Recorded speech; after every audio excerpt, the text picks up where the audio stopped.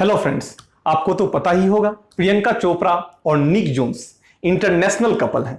लेकिन आपको यह नहीं पता होगा प्रियंका चोपड़ा को अगर यूएस सिटीजनशिप मिल जाता है और वह सारे रूल्स को फॉलो करती है, लेकिन उसके बावजूद भी वह यूएस प्रेसिडेंशियल इलेक्शन के लिए एलिजिबल नहीं हो सकती है। लेकिन निक जोन्स को अगर इंडियन सिटीजनशिप मिल जाता है और वह सारे इंडियन रूल्स को फॉलो करता है तो वह प्रेसिडेंशियल इलेक्शन के लिए एलिजिबल हो सकता है। तो आज का हमारा वीडियो यूएस में होने वाले 2020 प्रेसिडेंशियल इलेक्शन के ऊपर है। यह प्रेसिडेंशियल इलेक्शन कैसे होती है, कैसे यह इसकी क्या प्रक्रिया है, इसके अंतर्गत कौन कौन से मैकेनिज्म को अप्लाई किया जाता है, साथ ही साथ यह किस प्रकार से भारत में होने वाले प्रेसिडेंशियल इलेक्शन से भिन्न है। तो आप देखेंगे 2020 का प्रेसिडेंशियल इलेक्शन जो है डेमोक्रेटिक कंटेस्टर जियो बिडेन और रिपब्लिकन कंटेस्टर डोनाल्ड ट्रंप, जो कि ऑलरेडी प्रेसिडेंट है भी, उनके बीच है। तो आइए देखते हैं क्या है यह। तो उसको समझने से पहले थोड़ा हमें समझना चाहिए भारत ने जहां पार्लियामेंट्री सिस्टम को अडॉप्ट किया है, संसदीय शासन प्रणाली को अडॉप्ट किया है, वहीं यूएसए ने प्रेसिडेंशियल सिस्टम को अडॉप्ट किया है, अर्थात अध्यक्षात्मक शासन प्रणाली को अडॉप्ट किया है। तो दोनों के डिफरेंस को समझने का कोशिश करते हैं। संसदीय शासन प्रणाली क्या है? इसमें आधारभूत अंतर यह है, पार्लियामेंट्री सिस्टम में जो कॉन्स्टिट्यूशनल चीफ होता है, जो संवैधानिक प्रधान होते हैं, वह सिंबॉलिक होते हैं, वह नॉमिनल चीफ होता है, नाम मात्र का होता है, सिंबॉलिक होते हैं। जबकि रियल चीफ कौन होता है? प्रधानमंत्री और मंत्री परिषद होते हैं, प्राइम मिनिस्टर्स और मिनिस्टर ऑफ काउंसिल होते हैं। इसके बारे में डिटेल्स में हम लोग पॉलिटी क्लास में और डिस्कस करेंगे। इससे रिलेटेड कुछ सर्टेन आर्टिकल है, जैसे आर्टिकल 52, 53, 74 एंड कुछ अमेंडमेंट भी है, 42वां और 44वां संविधान संशोधन भी है। लेकिन अध्यक्षात्मक शासन प्रणाली क्या है?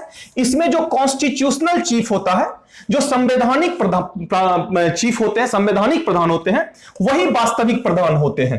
मींस जो संविधान में जिसको चीफ माना जाता है वही रियल चीफ होता है। और अमेरिका ने इसी को अडॉप्ट किया है। अमेरिका में जो राष्ट्रपति होते हैं, जैसे कि अभी डोनाल्ड ट्रंप है, तो डोनाल्ड ट्रंप ही रियल चीफ है। लेकिन भारत में अभी जो राष्ट्रपति है वह रियल चीफ नहीं है, वह केवल कॉन्स्टिट्यूशनल चीफ और नॉमिनल चीफ है। जबकि मेन चीफ कौन है? प्रधानमंत्री मोदी जी हैं, है ना। तो यह डिफरेंस है पार्लियामेंट्री सिस्टम में और प्रेसिडेंशियल सिस्टम में। अब आइए देखते हैं यह जो इलेक्शन है, यह इलेक्शन प्रेसिडेंशियल इलेक्शन किस प्रकार से होता है। उसको समझने के लिए थोड़ा सा हमें समझना होगा, इसके बैकग्राउंड में जाना होगा। जैसे भारत में पार्लियामेंट, संसद का कंटेम्पोररी जो यूएस में है उसको कांग्रेस कहा गया है। बहुत इंपॉर्टेंट है, कुछ टर्मिनोलॉजी से भी हम लोग, बहुत इंपॉर्टेंट टॉपिक है दोस्त।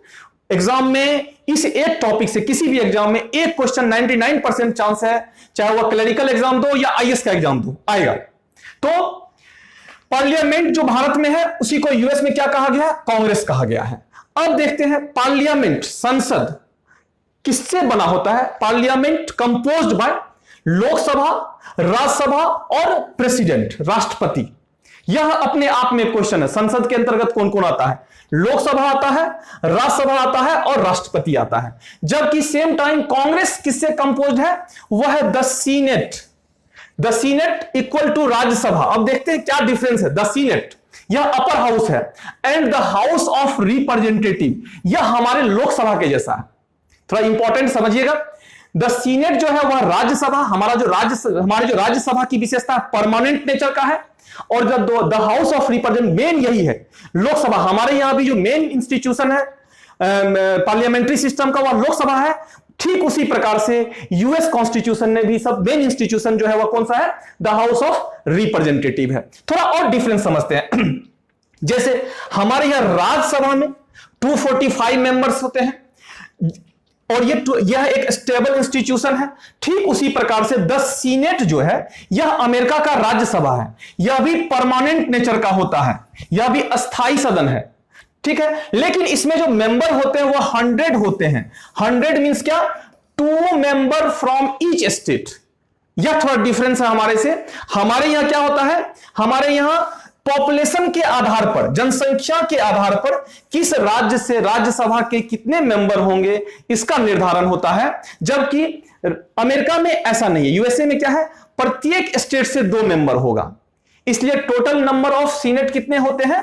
100 होते हैं। ये सब वर्ड टर्मिनोलॉजी आप सुनते होंगे न्यूज़पेपर वगैरह में। लेकिन same time the House of representative, जो लोअर हाउस होते हैं, उस लोअर हाउस में जो सीट का निर्धारण होगा, किस राज्य से कितना सीट होगा। सबसे पहले तो मैं ये बता दूं, यूएसए में कुल 50 राज्य है, 50 स्टेट्स है, तो किस राज्य से कितनी सीटें होंगी वह किससे डिसाइड होगा? जनसंख्या से। जैसे कैलिफोर्निया बड़ा राज्य है तो इससे 55, उससे छोटा राज्य है टेक्सास तो 38, फ्लोरिडा उससे छोटा है तो 29, किसी राज्य से 2 भी सीट है, छोटे राज्य है, जनसंख्या जिसकी कम है। तो लोकसभा के सीट का निर्धारण, जैसा कि हमारे यहां लोकसभा है, यूएसए में द हाउस ऑफ रिप्रेजेंटेटिव है, तो इसके सीट का निर्धारण जनसंख्या के आधार पर होता है, जबकि इसके सीट के निर्धारण का कोई आधार नहीं है, केवल 2 सीट फिक्स कर दिया गया है। अब थोड़ा और समझते हैं। हमारे यहां लोकसभा में 545 प्लस 2, 550 प्लस 2, 552 कॉन्स्टिट्यूशन में है, और 545 प्लस 2 एंग्लो इंडियन सदस्य का मनोनयन होता था 2020 में, 2020 के बाद अब यह नहीं होगा। तो क्यों नहीं होगा, इस पे भी हम डिस्कस करते हैं। ठीक उसी प्रकार से लोअर हाउस जो यूएसए का है, वहां पे क्या होता है, 6 सदस्य का नॉमिनेशन होता है, मनोनयन होता है। बड़ा इंपॉर्टेंट है ये। हमारे यहां लोकसभा में 2 एंग्लो इंडियन सदस्य का, और यहां पे कितना, 6 सदस्य का।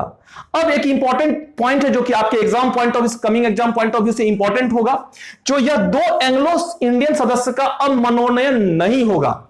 इसके लिए 126वां अमेंडमेंट बिल 2019 में रखा गया था, और 104 अमेंडमेंट एक्ट के द्वारा इसको पारित किया गया, और अब जो है इस 2 एंग्लो इंडियन सदस्य का मनोनयन नहीं होगा। यह संविधान संशोधन के द्वारा पास कर दिया गया है।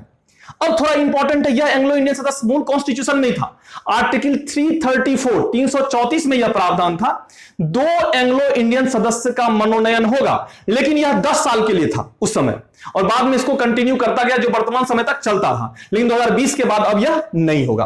तो यह कुछ डिफरेंसेस है लोकसभा और लोअर हाउस जो यूएस का है, द हाउस ऑफ रिप्रेजेंटेटिव के रूप में।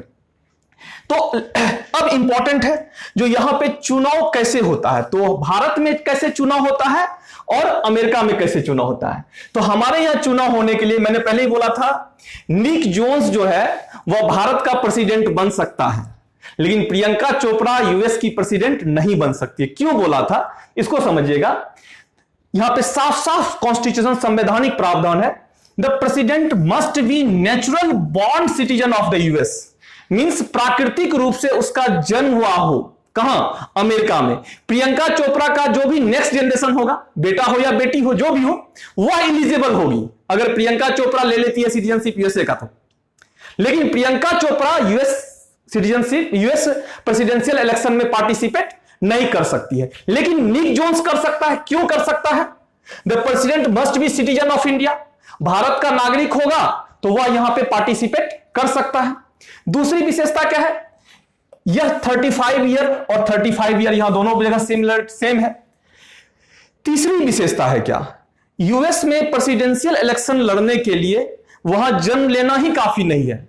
दूसरी महत्वपूर्ण विशेषता है क्या, 14 वर्ष तक कंटिन्यूअसली वह यूएस में रहे। कितने साल तक? And have been resident of US for 14 years, और वह 14 वर्ष तक कहां रहे? अमेरिका में कंटिन्यूअस रहे, रेगुलर रहे, तो ही वह उसके लिए एलिजिबल हो पाएगा। भारत में ऐसा प्रावधान नहीं है, केवल सिटीजनशिप का है। मूल वंश, जन्म और वंश के आधार पर भारत में यह प्रोविजन भारतीय संविधान देता है। फिर इंपॉर्टेंट है, जहां भारत में प्रेसिडेंट का जो टर्म ऑफ ऑफिस होता है वह 5 ईयर होता है, वहीं यूएसए में कितना होता है? मात्र 4 ईयर होता है। एक और इंपॉर्टेंट है, डिफरेंस है, यूएसए में केवल 2 टाइम्स ही कोई व्यक्ति रेगुलर प्रेसिडेंट हो सकता है, लेकिन भारत में कितनी बार होगा, कितना बार होगा, इसका कोई वर्णन नहीं है। 2 से अधिक बार हो सकता है, लेकिन हमारे यहां 2 बार राजेंद्र प्रसाद ही बने हैं। और चूंकि प्रेसिडेंट बनते बनते इतनी एज हो जाती है जो वह 2 बार से अधिक रहते नहीं, लाइव ही नहीं रह पाते हैं। तो लेकिन संविधान में ऐसा कोई प्रावधान नहीं है 2 बार 3 बार, कुछ भी हो सकता है, ठीक है। लेकिन अभी तक जो बने हैं वह मैक्सिमम 2 टाइम्स ही बने हैं। ये कुछ डिफरेंस है इंडियन प्रेसिडेंट के इसमें स्टेटस में और यूएस प्रेसिडेंट के स्टेटस में। फिर मैंने यह भी बोला था जो यूएसए क्या है, प्रेसिडेंशियल सिस्टम है, अमेरिका में क्या है, अध्यक्षात्मक शासन प्रणाली है। और अध्यक्षात्मक शासन प्रणाली मींस यह कॉन्स्टिट्यूशनल चीफ है, संवैधानिक प्रधान है, तो यही रियल चीफ है। इसलिए विश्व का सबसे शक्तिशाली नेता ट्रंप जी हैं, डोनाल्ड ट्रंप मोटा भाई सबसे शक्तिशाली भी हैं। और अगर गूगल का देखो, गूगल का ऑफिस भी अमेरिका में, गूगल का ऑफिस भी अमेरिका, और गूगल का ही सर्वे है जो 10 सबसे अधिक झूठे इंसान में ट्रंप जी आते हैं। ठीक है, तो ये सब कुछ इसके इंपॉर्टेंट फनी सा ये है, इनका स्टेटस है, लेकिन बहुत ताकतवर इंसान है। अब और बहुत इंपॉर्टेंट है जिसको लेकर के हमारा यह वीडियो है। यह वीडियो क्या है, यह चुनाव होता कैसे है।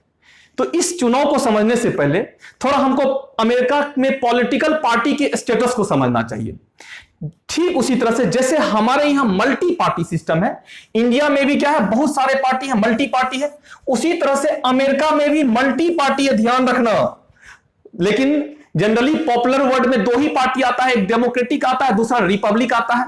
लेकिन अमेरिका में भी मल्टी पार्टी है, कॉफी पार्टी है, ग्रीन पार्टी है, डिफरेंट पार्टीज आपको दिख रहा होगा। यह कुछ भारत के जैसा है। लेकिन अब समझना, पार्लिया बहुत इंपॉर्टेंट पॉइंट है यह आपके एग्जाम पॉइंट ऑफ व्यू से, UPSC as well as for state PCS examination. Parliamentary system जो हमारे यहां आया है कम्स फ्रॉम ब्रिटेन, ब्रिटेन से आया है। लेकिन जो पार्टी सिस्टम है, जो पार्टी का राजनीतिक दल के गठन का जो ये है, जो विशेषता है, वह किसके सिमिलर है, वह यूएसए के सिमिलर है। ठीक है, ठीक उसी प्रकार से जैसे हमारे यहां 2 नेशनल पार्टी काफी पॉपुलर है, हालांकि नेशनल पार्टी में और आते हैं, लेकिन 2 पार्टी महत्वपूर्ण है, एक कांग्रेस है, दूसरा बीजेपी है। वैसे ही मल्टी पार्टी होने के बावजूद भी यहां पे रिपब्लिकन पार्टी और डेमोक्रेटिक पार्टी जो है वह महत्वपूर्ण है। रिपब्लिकन पार्टी को पार्टी ऑफ बिजनेसमैन मींस बड़े बड़े बिजनेसमैन का पार्टी बनाता है। इसको भारत के बीजेपी से कंपेयर कर सकते हैं, जैसे बीजेपी को कहा जाता है बिजनेसमैन की पार्टी। ठीक है, ठीक उसी तरह से डेमोक्रेटिक पार्टी जो है यह लिबरल पार्टी है। इसको इंडियन पार्टी में इंडियन नेशनल कांग्रेस से इसको कंपेयर कर सकते हैं। जैसे कांग्रेस के जैसा इसका लिबरल अप्रोच है, मॉडरेट अप्रोच है, और इसका क्या है, यह पार्टी ऑफ बिजनेसमैन है। यह इसके जो मेन लीडर हुए थे Abraham Lincoln, George W Bush और ट्रंप। जो डोनाल्ड ट्रंप है अभी, वह रिपब्लिकन पार्टी के ही उम्मीदवार हैं, और रिपब्लिकन पार्टी को, और जोए बिडेन जो है वह कौन किसके उम्मीदवार है, वह डेमोक्रेटिक पार्टी के उम्मीदवार है। तो अब देखते हैं ये पार्टी सिस्टम के आधार पर अमेरिका में किस तरह से राष्ट्रपति का चुनाव होता है। बड़ा इंटरेस्टिंग है, ध्यान रखना। अमेरिका में राष्ट्रपति का चुनाव 2 फेज में होता है। पहला फेज होता है राष्ट्रपति चुनाव में कौन प्रेसिडेंशियल इलेक्शन के लिए नॉमिनी हो, कैंडिडेट का चुनाव होता है। और दूसरा फेज होता है जब कैंडिडेट चुन के आ जाते हैं तो रियल कंटेक्स्ट होता है। तो दोनों प्रक्रियाएं अलग अलग है, इसलिए कहता है अमेरिकन डेमोक्रेसी जो है वह इन रिच डेमोक्रेसी, समृद्ध लोकतंत्र है। आपको दिखेगा बहुत ही लोकतांत्रिक तरीके से यह मैकेनिज्म अप्लाई होता है, सबका पार्टिसिपेशन होता है।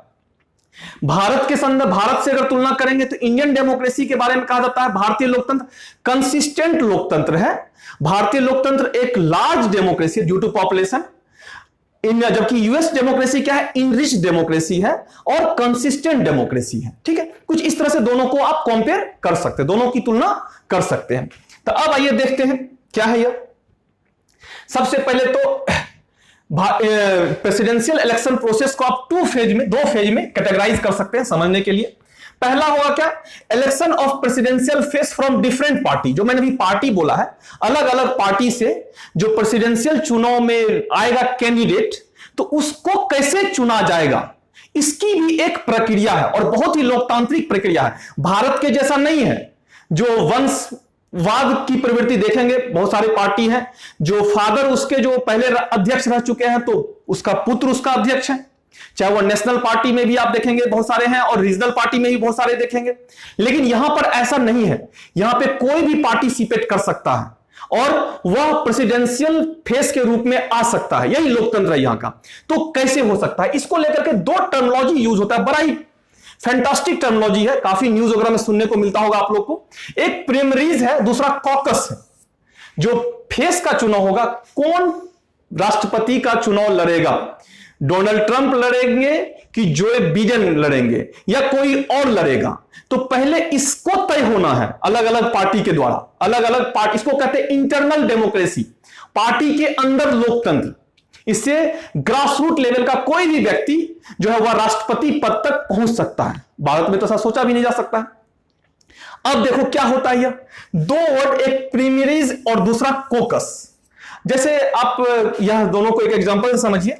कोकस क्या होता है, पहले कोकस को हम समझाते हैं। जैसे हमारे स्कूल वगैरह में मॉनिटर का चुनाव होता है, तो मॉनिटर के चुनाव में नहीं कहते हो जो एक है मोहन है, दूसरा कपिल है, तो कौन मोहन के पक्ष में है हाथ उठाओ, कौन कपिल के पक्ष में, और जिसके नंबर्स अधिक होते हैं वही चुन जाता है। तो कोकस की प्रक्रिया कुछ वही है। इसमें ओपन होता है और हैंड एरज करके क्या होता है, मैं इसके समर्थन में हूं भाई, और मैं इसके साथ हूं, और फिर वह तय कर लिया जाता है। दूसरा होता है प्राइमरीज होता है। प्राइमरीज जो वोटिंग प्रोसेस है, गुप्त मतदान, उसके माध्यम से होता है। तो कुछ राज्यों में यह जो फेस का चयन होगा वह कोकस प्रक्रिया को अपनाया जाता है, और कुछ राज्यों में क्या होता है वह प्राइमरीज की प्रक्रिया को अपनाया जाता है। तो अब यह कैसे होगा, यह डोनर जो फेस आएंगे प्रेसिडेंट के, उसकी क्या प्रोसेस होगी। पहला होता है लोकल रिप्रेजेंटेटिव। हर एक राजनीतिक दल के द्वारा, जितना भी राजनीतिक दल बोला मैंने, दो ही राजनीतिक दल हालांकि इंपॉर्टेंट है जो फाइनली कंटेस्टर बन के आते हैं, डेमोक्रेटिक और रिपब्लिक, वह 50 से 60 लोकल रिप्रेजेंटेटिव का चयन करते हैं। हर एक राजनीतिक दल 1000 में नंबर्स हो जाते हैं, और सभी अपने आप को प्रेसिडेंट का प्रबल दावेदार समझते हैं, क्योंकि सबके बनने की संभावना है। और फिर लोकल रिप्रेजेंटेटिव के बाद 50 से 60 मेंबर में से लोकल लेवल पे 8 से 10 ईच स्टेट, प्रत्येक राज्य से और प्रत्येक पार्टी से चुन के आता है। 8 से 10 मेंबर, अधिक भी हो सकता है, वह डिपेंड करता है उस पार्टी के द्वारा। और फिर उसके बाद क्या होता है, उस 8 से 10 के बीच नेशनल लेवल पे एक एक का चयन होता है, और एक एक के चयन होने के बाद, जैसे कि डेमोक्रेटिक और रिपब्लिकन मेन कंटेस्टर हैं, तो यहां पे फिर क्या होगा, दोनों डेमोक्रेटिक और रिपब्लिकन जो आप देखते हैं टीवी वगैरह में डिबेट होता है, नेशनल डिबेट, नेशनल लेवल पे यह फेस उभर के आया है। किसका, राष्ट्रपति के चुनाव का फेस, बहुत इंपॉर्टेंट है यह चुन के आया डेमोक्रेटिक पार्टी से एक और रिपब्लिकन पार्टी से। फिर दोनों अपने मैनिफेस्टो को जारी करता है, दोनों अपने विजन को बताता है, और दोनों जो है फेस टू फेस डिबेट करता है। यही डेमोक्रेसी है। अब चुनाव होगा, चुनाव में पार्टिसिपेट करेगा कोई और, जनरल इलेक्शन के द्वारा होगा, और जनरल इलेक्शन में कौन participate, electoral college member of house of representative करेगा। लेकिन यहां पर आने के लिए इसमें जनरल इलेक्शन में पार्टिसिपेट करने की एलिजिबिलिटी, इतनी प्रक्रिया, देखो कितना खूबसूरत डेमोक्रेसी है, बहुत ही खूबसूरत डेमोक्रेसी है यह। अब जनरल इलेक्शन होगा, तो अब जनरल इलेक्शन कैसे होगा, उसकी क्या प्रक्रिया होगी, तो देखते हैं जनरल इलेक्शन में। तो जनरल इलेक्शन में क्या होता है, यह 50 स्टेट है, जिसमें इलेक्टोरल कॉलेज जो होते हैं, जो मैंने पहले ही बोला था, जो मेंबर ऑफ हाउस के जो रिप्रेजेंटेटिव होंगे वो इलेक्टोरल कॉलेज होंगे। जैसे 534 मैंने बोला था, 534, जो कि अलग अलग स्टेट से होंगे। तो अब इसमें क्या होता है, सिंगल ट्रांसफरेबल वोटिंग सिस्टम जो होता है, हस्तांतरीय मत प्रणाली, यहां पे भी प्रयोग होता है। यह कैसे होता है, जैसे समझना, टेक्सास है, मान लो टेक्सास में 38 वोट, टोटल रिप्रेजेंटेटिव की संख्या कितनी है, 38 है। अगर रिपब्लिक को 20 वोट मिलता है, 20 रिप्रेजेंटेटिव रिपब्लिक के पक्ष में, रिपब्लिक कहने का पक्ष है ट्रंप के पक्ष में जाने की बात करता है, और 18 करता है डेमोक्रेटिक में जाने के पक्ष में, तो नंबर अधिक हो गए रिपब्लिक के पास, तो यह 18वां वोट कहां कन्वर्ट हो जाएगा, रिपब्लिक में कन्वर्ट हो जाएगा। ये सारे वोट किसको मिल जाएंगे, रिपब्लिक को मिल जाएंगे, अर्थात किसको मिल जाएंगे, डोनाल्ड ट्रंप को मिल जाएंगे। यह कुछ ट्रांसफर होता है वोट। अब देखो होता क्या है, जैसे यहां पे कैलिफोर्निया है, ठीक भारत बिहार इंडियन, अब यहां पे थोड़ा इंडियन वोटिंग पैटर्न भी तुमको यहां पे देखने को मिलेगा। जैसे कैलिफोर्निया है, कैलिफोर्निया कहा जाता है डेमोक्रेटिक का गढ़ है, तो जब डेमोक्रेटिक का गढ़ है तो ऑब्वियस ही बात है यहां से रिपब्लिकन को कुछ मिलना नहीं है, तो देखोगे इस स्टेट में बहुत चुनाव प्रचार रिपब्लिकन वाला नहीं करेगा। फिर देखोगे टेक्सास जो है यह रिपब्लिकन का गढ़, तो अब यहां पे डेमोक्रेटिक को कुछ नहीं मिलना, मान लो कुछ वोट मिल भी जाएगा तो फाइनली वह ट्रांसफर होकर कहां जाएगा, जिसको अधिक वोट होगा तो वह भी यहां चुनाव प्रचार नहीं करेगा।